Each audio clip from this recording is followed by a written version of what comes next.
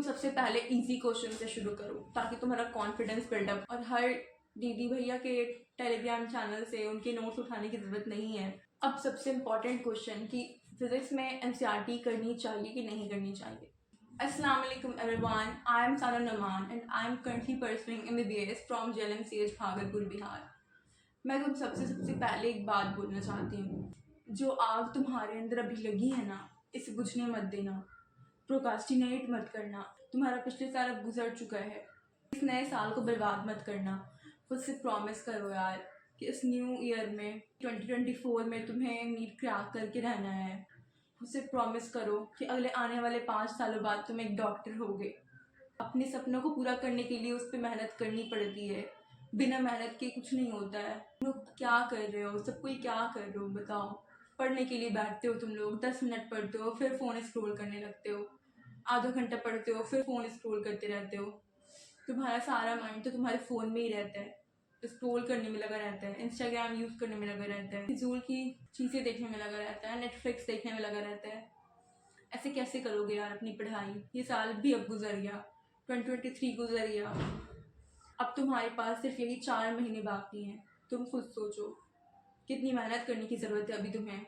देखो यार, नीट एक कॉम्पिटिशन है, हर किसी से तुम्हें कम्पीट करना है, इतने लाख स्टूडेंट से तुम्हें कम्पीट करना है, अपनी एक सीट चाहिए तुम्हें। फिर बहुत मुश्किल से मुश्किल 4 घंटा पढ़ के खुद सोचते हो कि मैंने इतना पढ़ लिया आज, अब आगे का कल पढ़ूंगा।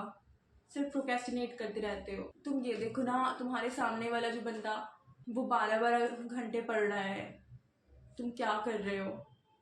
तुम ये देखो ना, सबसे पहले तुम हर दिन अपने टारगेट को बढ़ाओ ना, हर दिन अपने गोल की तरफ आगे बढ़ो ना, रुक क्यों रहे हो। बहुत सारे बच्चों को फिज़िक्स में प्रॉब्लम हो रही है, बहुत सारे बच्चे बोल रहे हैं कि फिज़िक्स 11th नहीं समझ आ रहा, बहुत टफ है। क्या करें, कहाँ से करें। लेक्चर तो कर लेते हैं, क्वेश्चन सॉल्व नहीं होता है। इम्पॉर्टेंट चैप्टर्स कौन कौन से हैं, रुको। अगर सिर्फ इम्पॉर्टेंट चैप्टर्स के पीछे भागोगे तो मार्क्स तो इम्प्रूव होगा लेकिन सिलेक्शन कभी नहीं होगा।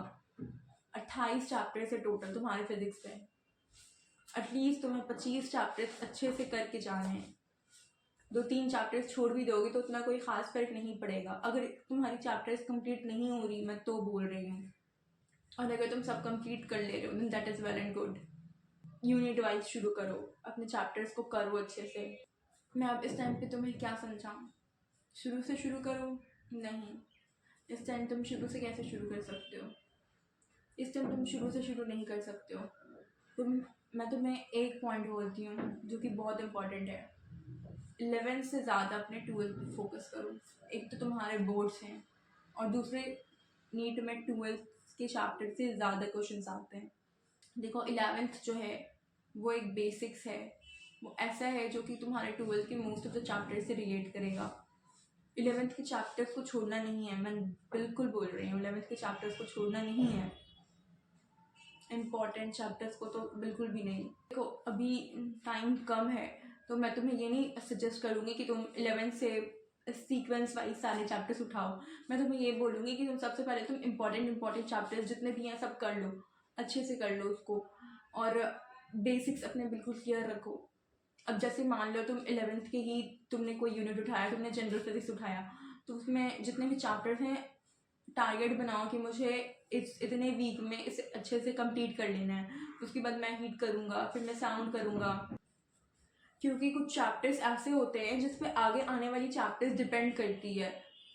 जैसे अगर आप काइनेमेटिक्स छोड़ देते हो तो आपको Newton loss of motion, work energy, power में प्रॉब्लम होगी। अगर आप वर्क एनर्जी पावर छोड़ देते हो, जिसमें जैसे उसमें वर्क एनर्जी थ्योरम है, एनर्जी कंजर्वेशन है, तो फिर आपको इलेक्ट्रोस्टैटिक्स में, एसएचएम में, थर्मोडायनामिक्स में, इन सब में बहुत प्रॉब्लम होगी। तुम अगर 11th के वेक्टर्स छोड़ देते हो तो तुम्हारे 12th के इलेक्ट्रोस्टैटिक्स जैसे चैप्टर्स में तुम्हें बहुत प्रॉब्लम होगी।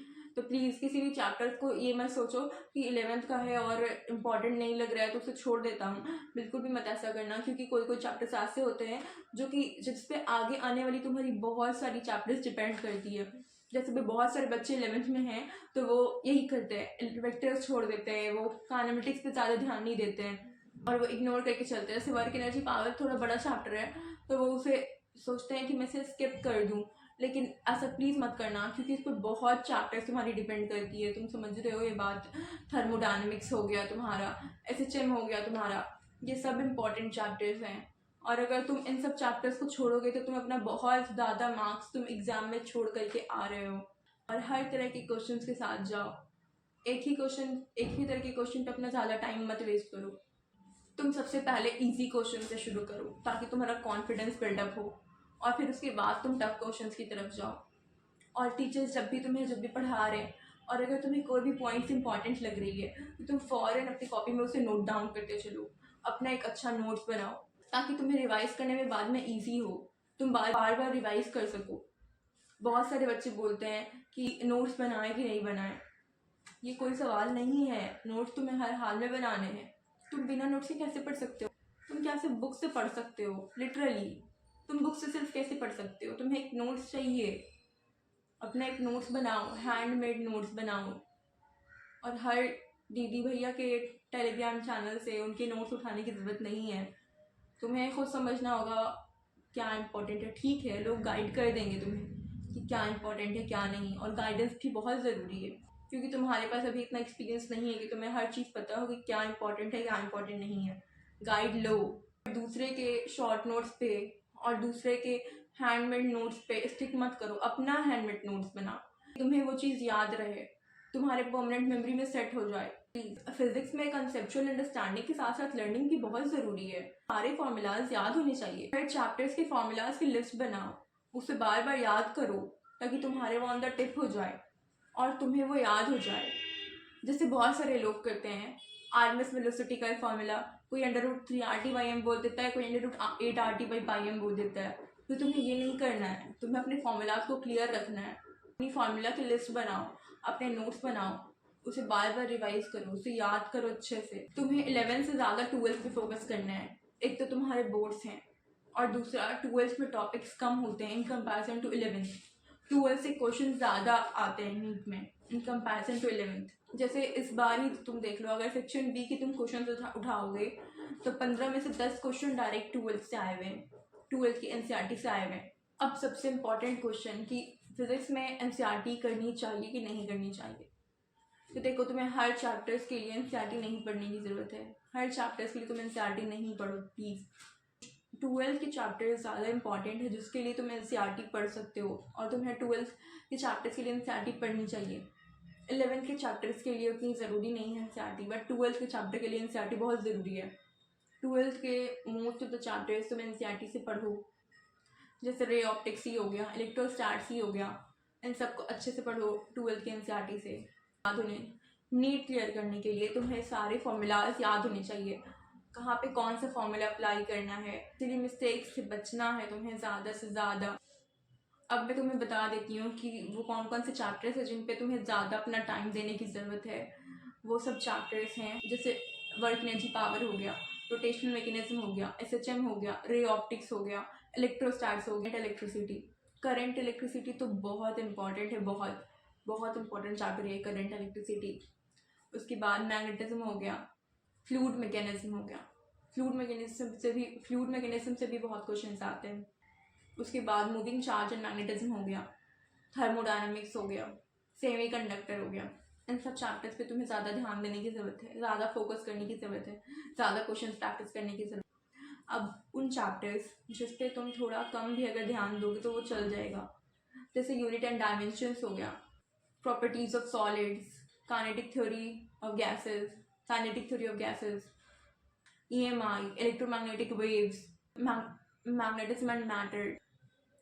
इन सब चैप्टर्स पे अगर तुम थोड़ा कम भी ध्यान दोगे तो हो जाएगा। लेकिन हाँ, पढ़ना सबको है।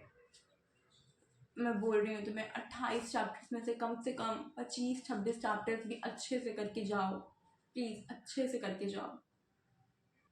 फिज़िक्स से बहुत बच्चों को डर लगता है, हर किसी को डर लगता है, सबको यही बोलता है फिज़िक्स कैसे होगा आपकी। फिज़िक्स पता है, मुझे भी ऐसा लगता था कि मेरा सिलेक्शन होगा। सबको अभी जितने भी बच्चे कर रहे हैं नीट के लिए, बहुत बच्चों को ऐसा लगता है कि उनका सिलेक्शन होगा या नहीं होगा।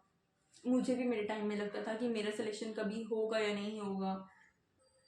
देखो, सिलेक्शन तुम्हें तुम्हारी डिसिप्लिन, तुम्हारी कंसिस्टेंसी ही दिलवाएगी। तुम पढ़ने में कितने अच्छे हो, तुम्हारी लर्निंग कितनी अच्छी है, तुम्हारी अंडरस्टैंडिंग कितनी अच्छी है, ये सब सेकेंडरी फैक्टर है। तुम क्लास में पढ़ते हो, तुम्हें ईजली समझ आ जाता है, तुम्हारी अंडरस्टैंडिंग बहुत अच्छी है, लेकिन तुम बाद में उसे रिवाइज नहीं करते हो, तुम कंसिस्टेंट नहीं हो अपनी पढ़ाई को लेकर के, तुम डिसिप्लिन नहीं हो अपनी पढ़ाई को लेकर के, तो फिर नहीं होगा। इस बात को समझो।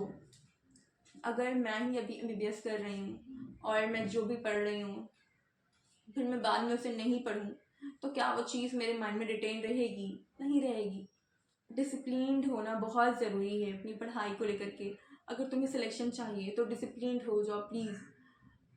अभी भी इस पॉइंट पे भी बच्चे सिर्फ फ़ोन यूज़ कर रहे हैं, सिर्फ डिस्ट्रैक्ट हो रहे हैं, न्यू ईयर की प्लानिंग कर रहे हैं। ये वक्त है न्यू ईयर की उनको प्लान करने का?